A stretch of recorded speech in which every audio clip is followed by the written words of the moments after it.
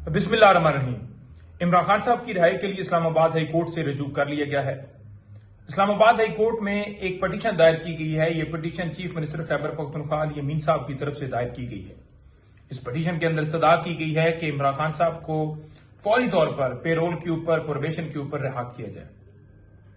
इस वजह से क्योंकि जिस तरह भारत के साथ पाकिस्तान की जो है वो कशीदगी बढ़ चुकी है, जो जंगी हालात हैं, जो मामलात चल रहे हैं वह सबके सामने हैं, और जिस तरह भारत ने ड्रोन अटैक्स पाकिस्तान के मुख्तलिफ हिस्सों में किए हैं, तो इस वजह से हमें शदीद खदशा है कि ड्रोन अटैक्स जिस तरह किए जा रहे हैं कि अडयाला जेल को, क्योंकि पूरी दुनिया को पता है कि इमरान खान साहब अडयाला जेल में हैं, टारगेट ना किए जाए तो उनकी सेफ्टी के लिए जरूरी है पेरोल पे रिहा किया जाए।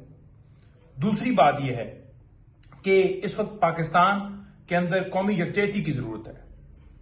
कोई भी जंग बगैर कौम के नहीं जीती जा सकती। तो इमरान खान साहब वो लीडर हैं जिनके पीछे पूरी कौम खड़ी है, और वो कौमी हमांगी, कौमी यकजहती जो है उसकी अलामत है।